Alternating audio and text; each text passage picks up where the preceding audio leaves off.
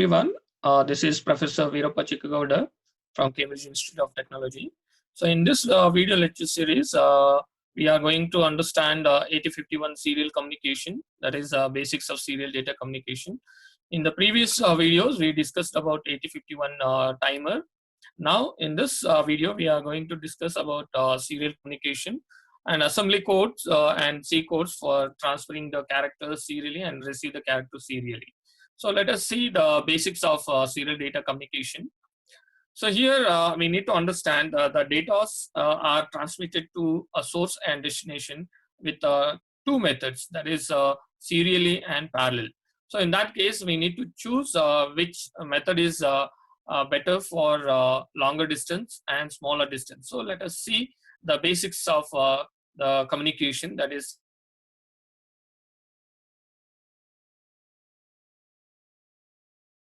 eight bits of data serially, okay, simultaneously, or 8 data lines to parallel IO devices. The parallel transfer or long distance is very expensive. Hence, serial communication is widely used in long distance communication, because if you do parallel communication, so the width of the cable will increase. So it is impossible to have a longer distance communication with a longer width of the wires. Hence, we go with the serial communication.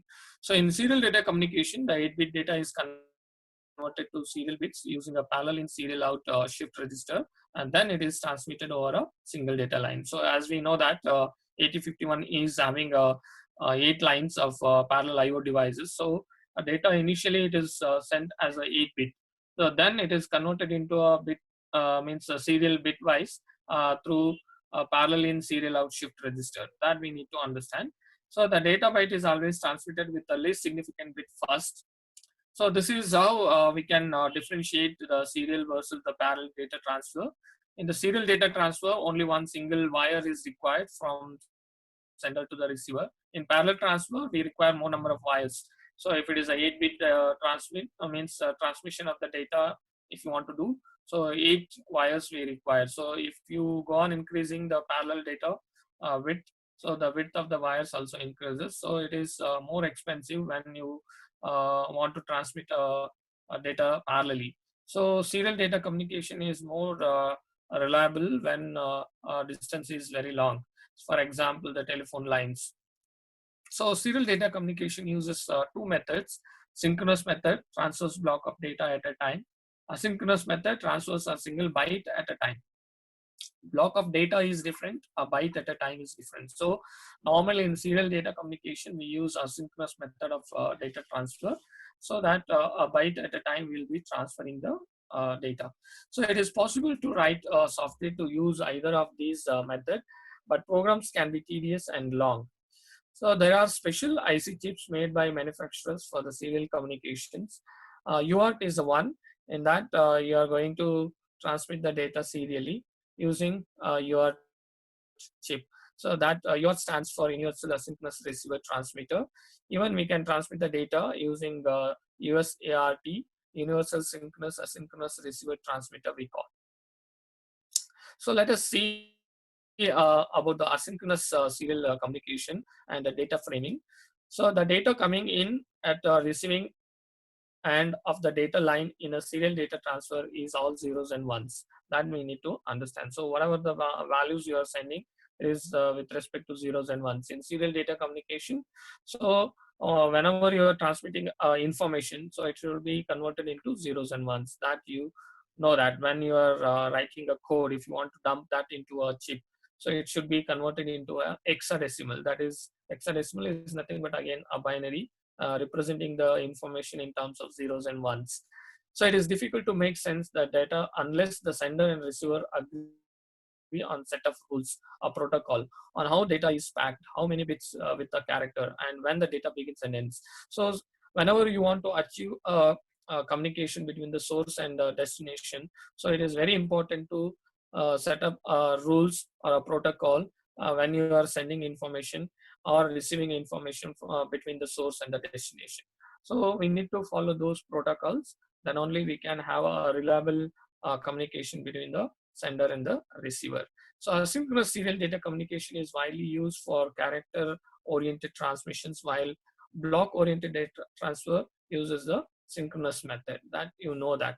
So here we need to understand in precise asynchronous serial data communication.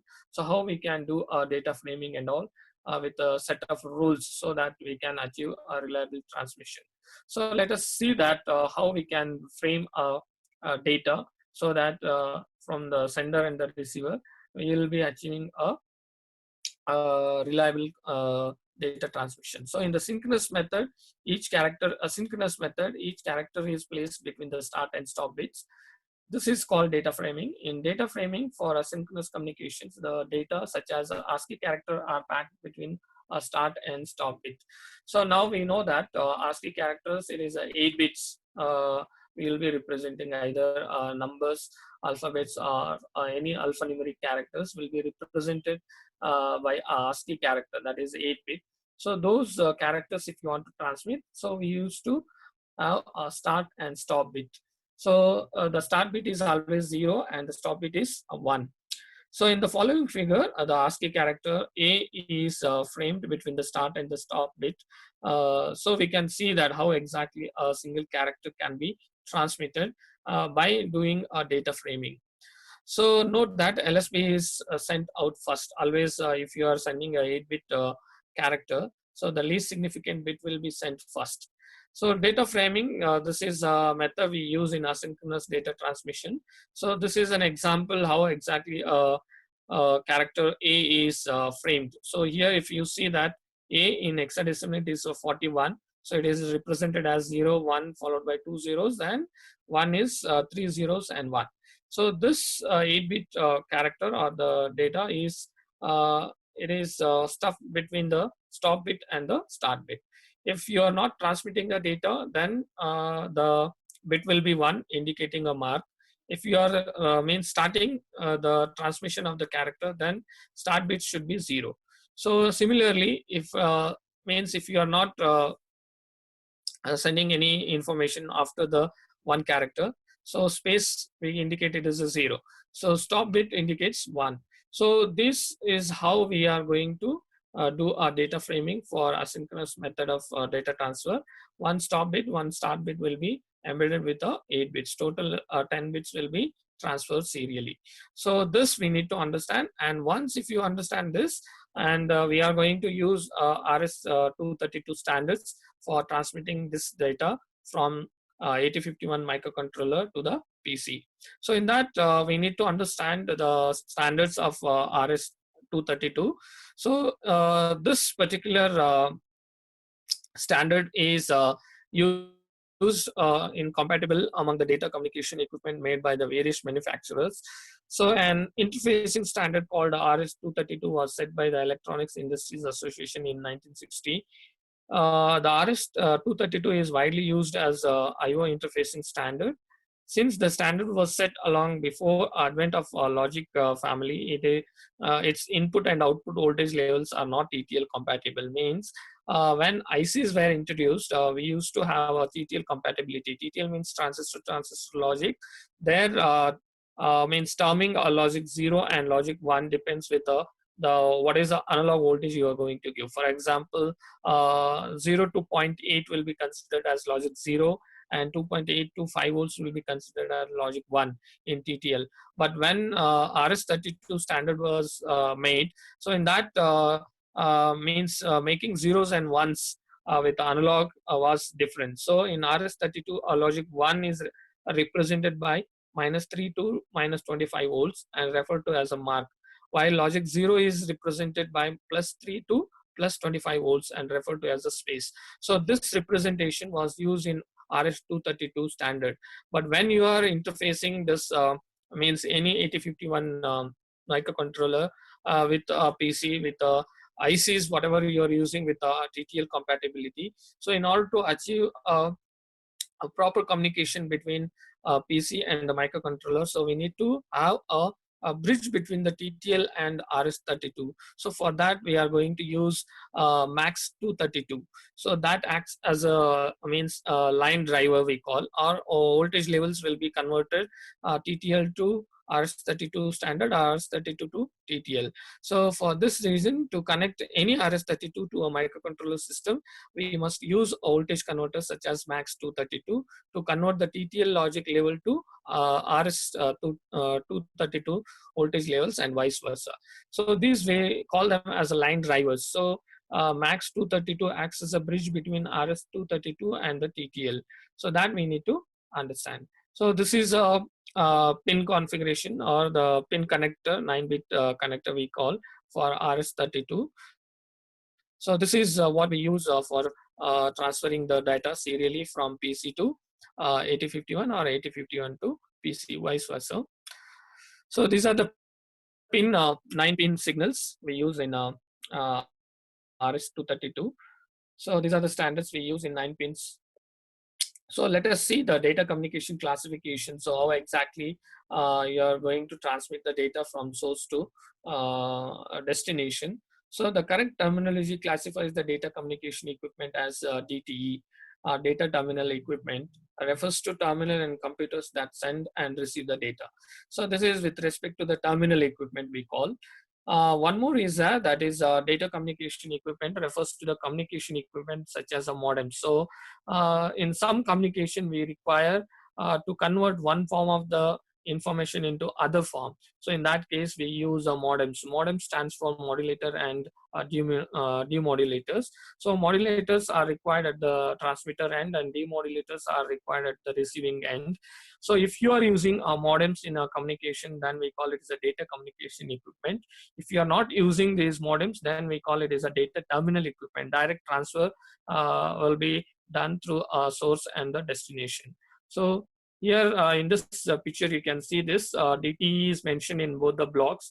So DTE stands for data terminal equipment. Directly from transmitter to receiver and receiver to transmission takes place with a direct connection of the wires, and one ground is required.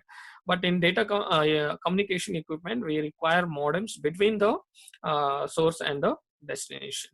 So let us see now how we need to transmit the data and at what rate. So calculation of the baud rate or the baud rate means at different baud rates we need to transmit the information from PC to 8051 microcontroller or microcontroller to the PC comfort. In that case, we need to use a particular baud rate. So those baud rates are means if you are using those baud rates, you are going to achieve without any errors, you can transmit the information. So let us see how to calculate a baud rate. So to allow the data transfer between the PC and 8051 system without any error, we must make sure that the baud rate of 8051 system matches with the baud rate of the PC's comfort. So this is very important. So let us take one example. Suppose if your crystal oscillator is 11.0592 megahertz, that is a master clock frequency. Then in serial data communication, always we use a TH1, that is timer 1 will be used always. In order to know that what is the initial value we need to load into TH1, so to obtain our desired baud rates. So let us take some of the standard baud rates we use in serial data communication, that is 9600, 2400, even 4800, 1200 like that. So we use a standard standard UART frequency for transmitting these means the characters serially at these baud rates. So let us see this how we can calculate the baud rate. So first step here is machine cycle frequency of 8051 is 11.0592 megahertz. That should be divided by 12. So you are going to get 921.6 kilohertz. And again, this 921.6 kilohertz is divided by 32. So we get 28,800 hertz is a frequency by UART to timer 1 to set the baud rate. So UART frequency you are going to get by dividing the master clock by 12. Again, that frequency is divided by 32. So this is a standard we use in UART, or we prepare the UART frequency to for the timer 1 to set the baud rate. So once if we get this UART frequency, then we can achieve these baud rates by dividing standard 28,800. So you can understand that the definition of the frequency is the number of vibrations per second, or number of bits per second, we can say that we call it as a frequency. So here we are getting an exact value 28,800.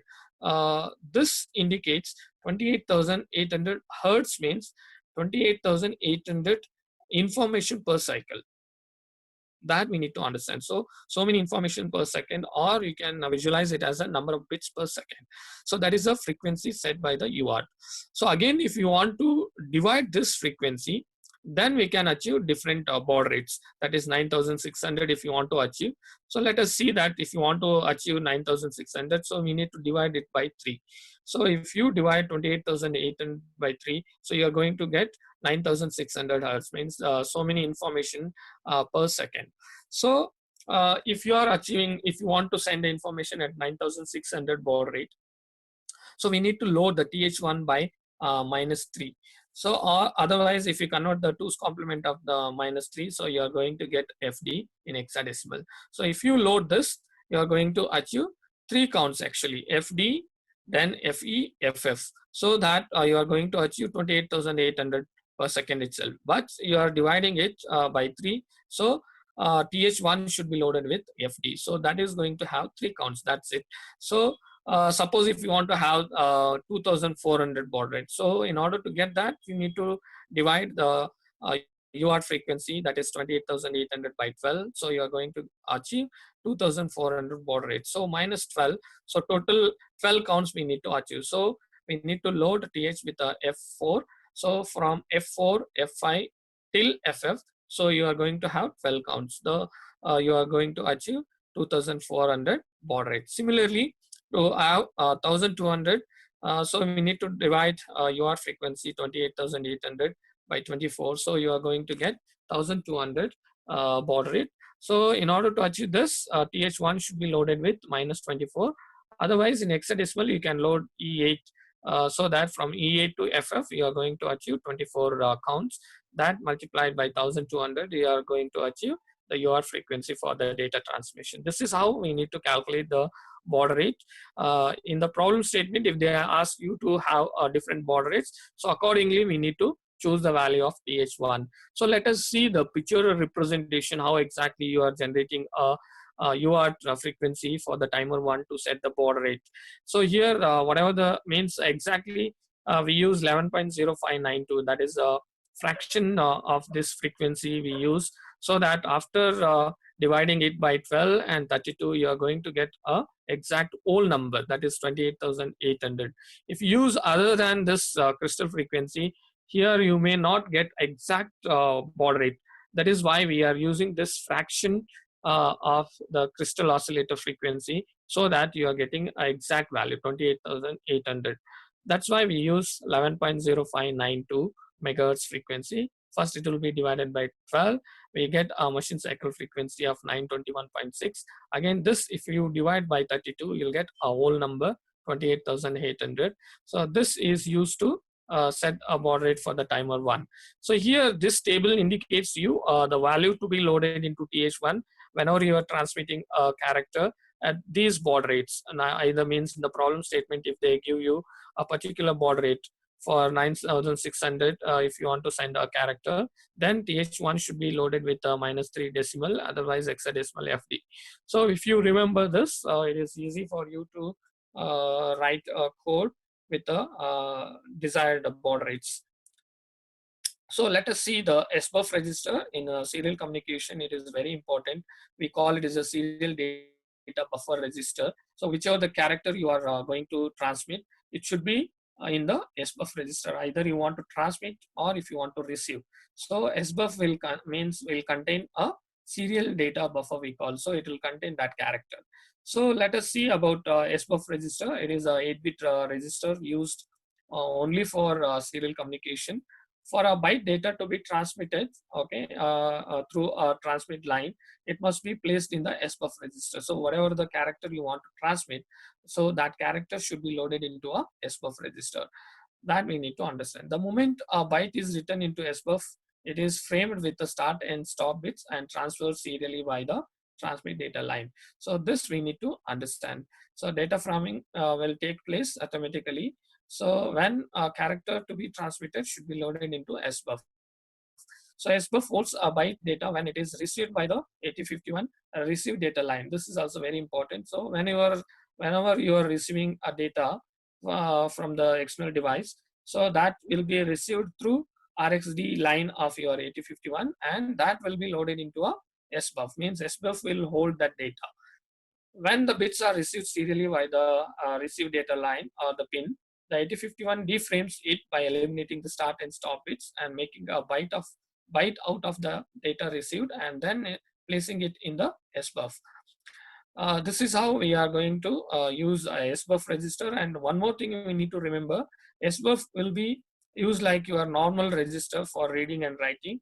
For example, here you can write move SBUF comma hash within single quote H. If you write within single quote, whatever you write, it will be considered as a ASCII character.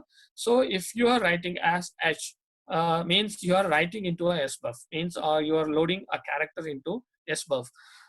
Or you can load means accumulator.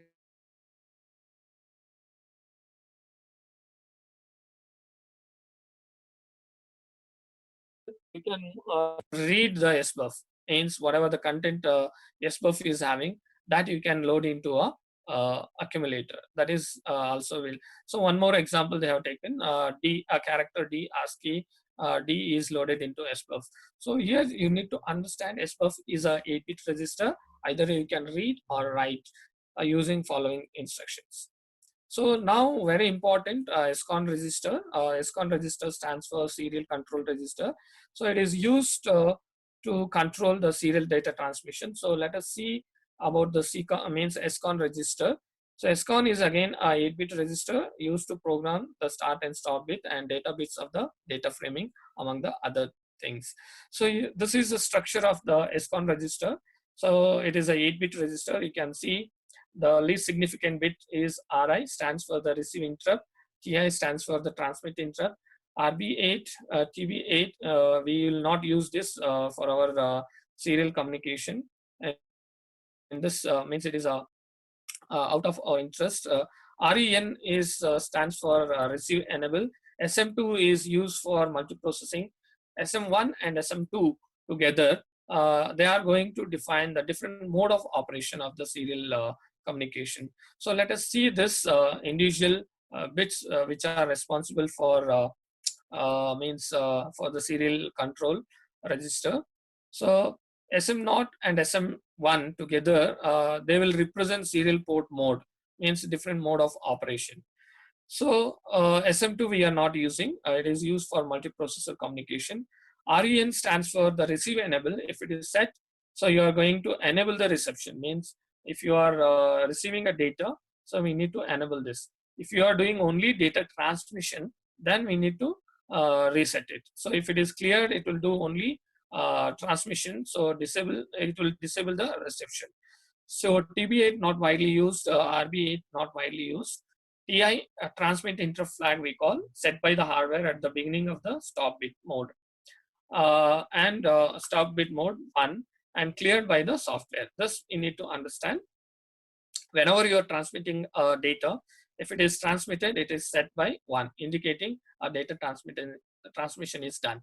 Again, if you want to transmit one more character like that, so in that case, in the means in the code itself, we need to clear the TI flag. Similarly, RI flag indicates receive interrupt flag set by the hardware at the beginning of the stop bit mode 1 and cleared by the software. So this is the bitwise information about the SCON register. Since SCON is a bit addressable, you can address bitwise, so that you can use that SCON.0, 1, 2, 3 like that. Individually you can configure this. Otherwise, as a byte, you can configure the SCON register for the different mode of operation. So let us see now what are the different modes of operation we can use. Before that, you can note down that SM2, TB8 and RB8 will be made always 0. So whenever you are configuring the SCON register, so we need to remember that these 3 bits will be always 0. So then if you understand the different modes of operation with SM0 and SM1, so you can configure the means SCON register. So they determine SM0, SM1 will determine the framing of the data by specifying the number of bits per character and start and stop bits. So here this particular table indicates a different mode of operation. So if SM0, SM1 both are 0, we call it the serial mode 0.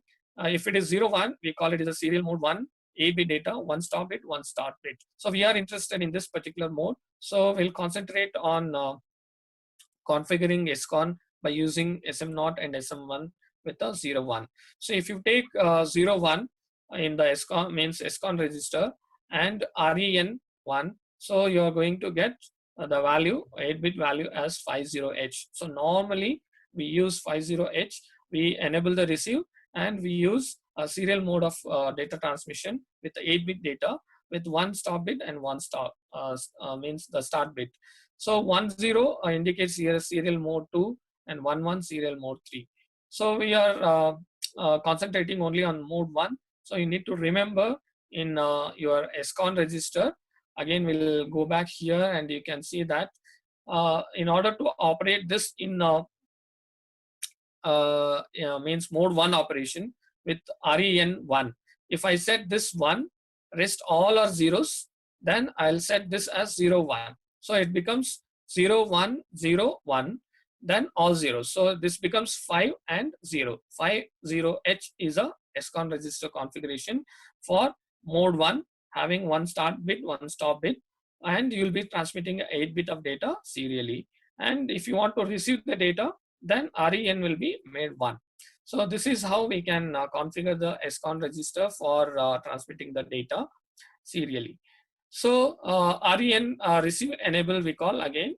It is if it is set, we are enabling the reception. If it is a reset, you are disabling the reception. TI, it indicates the transmit interrupt. This raises to 1 when a character is transmitted. TI bit is raised at the beginning of the stop bit itself. So RI receive interrupt we call. 8051 receives data serially by the receive data line. It gets rid of the means the start and stop bits and loads the 8-bit data into a SBUF register. So this is what we need to understand. Again, RI flag should be made 0 before going for receiving the next character. So let us see how we can write a program to transmit the data serially step by step. So to transfer data serially, we have to perform the following sequence of actions. First step will be load the TMOD register with a value 20H to use the timer 1 in mode 2. That is auto 8-bit means 8-bit auto reload mode we call to set the baud rate. So we need to use this TMOD register to set the baud rate. So in this, before we know that timer 1 will be used and mode 2. So in that case, 20H always we use. And first instruction will be moving 20H into TMOD register. So second instruction will be load the TH1 with a baud rate. So in the baud rate calculation, we know that if you want to transmit a character at 9600, accordingly we need to load the TH1. Then load SCON register with a value 50H to use serial mode 1, where an 8-bit data is framed with the start and stop bits. So we know that SCON register is configured with the 50H, so that you will be transmitting the data serially in mode 1 with the 8-bit data, 1 start and stop bits. Then set TR1 to 1 to start the timer 1.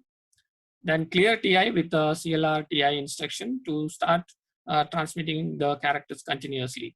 So write a character to be sent into the SBUF register. That is very important. Which character you are going to transmit should be there in the SBUF register. Then check the TI flag whether this bit is transmitted or not. So using a JNB TI with a label to see if an entire character has been transferred completely or not. Then go to the step 5 to transfer the next character. So if you are clearing the TI, again next character should be loaded into a SBUF register. Then you can transmit the characters serially. So let us see one example here, how to transmit a character serially with a 9600 baud rate continuously. So now we know the stepwise means the steps involved in writing assembly code or even C code also. The same steps should be followed. So first we need to configure the tmod register. That is the first instruction would be move tmod with a 20h. So it is a timer 1, mode 2, auto reload mode we call. Then we need to load the th1 to set the baud rate. So FDH if you are loading, so you are selecting 9600 baud rate. So move SCON register with a 50h. So here it is a mode means it is a mode 1 8 bits, 1 stop and 1 start. REN is enabled. Okay, then set timer 1. You are going to start the timer 1. Then character to be transmitted should be loaded into a SBUF register. Then start observing or monitoring whether the character is transmitted or not. If TI is set, it indicates a character is transmitted. So then it will come out of this loop. Then you clear the TI for the next character to be transmitted. Then sjump start. So this sjump start, if you write continuously, you will be transmitting the character. This is how we can write code, assembly code for transmitting a character serially. So this is about the assembly code. Similarly, we can write C code also for transmitting the information. So let us see now means embedded C code for transmitting a letter A serially at 4800 baud rate.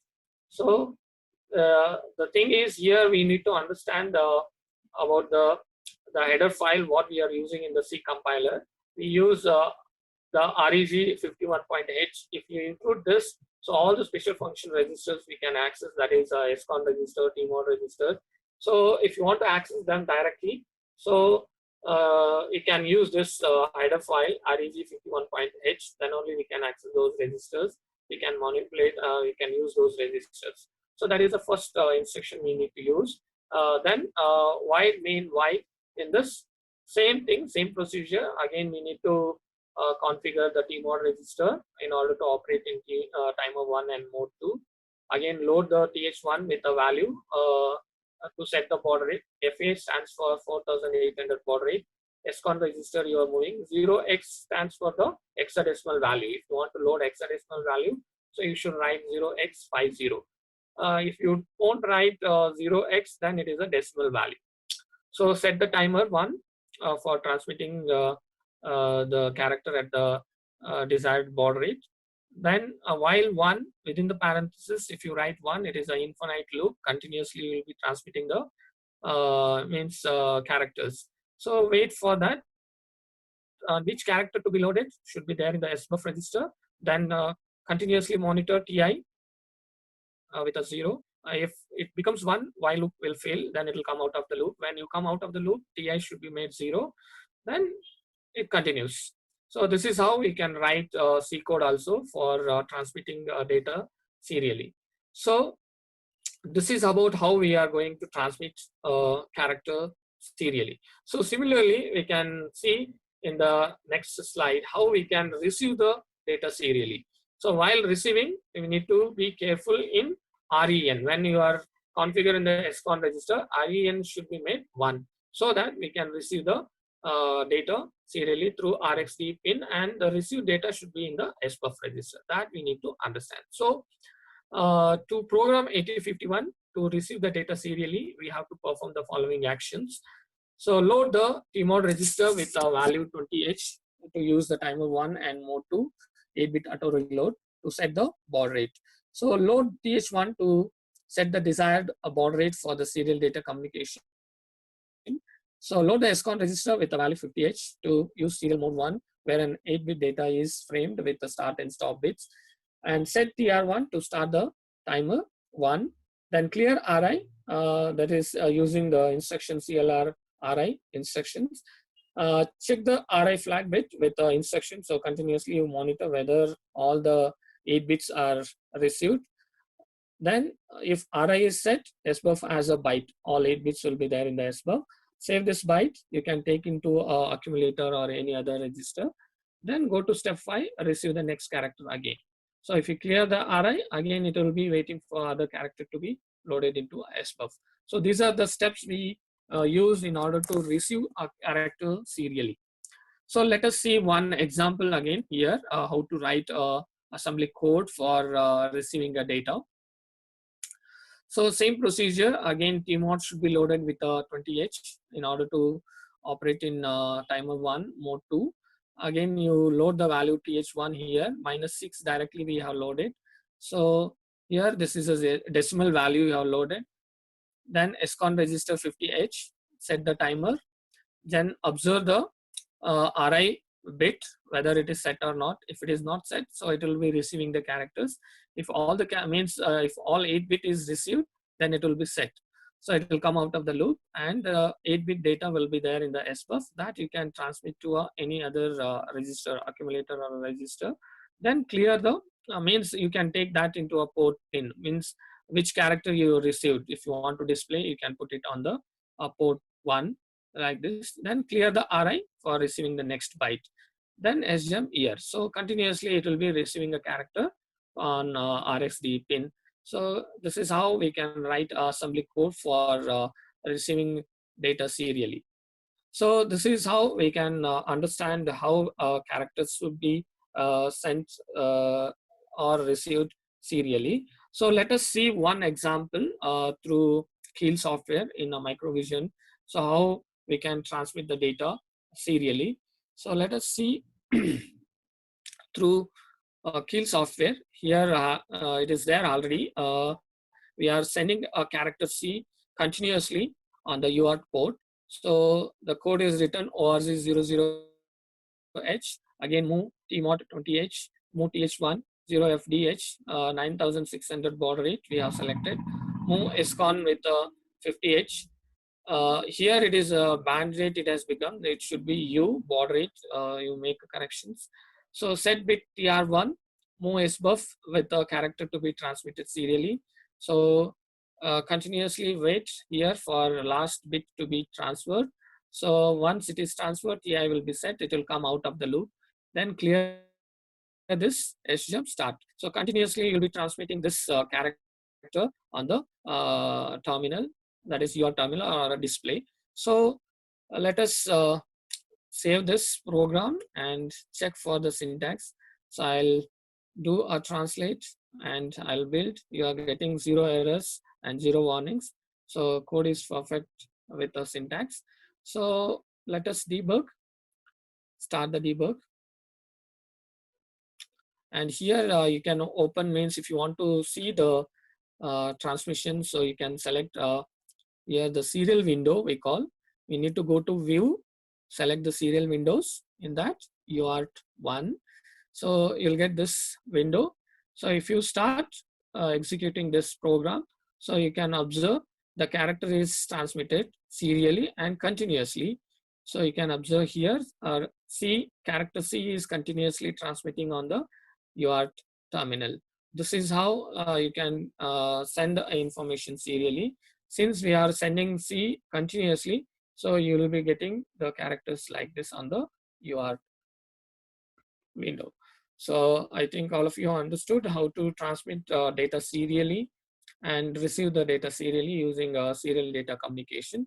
So thank you all for watching.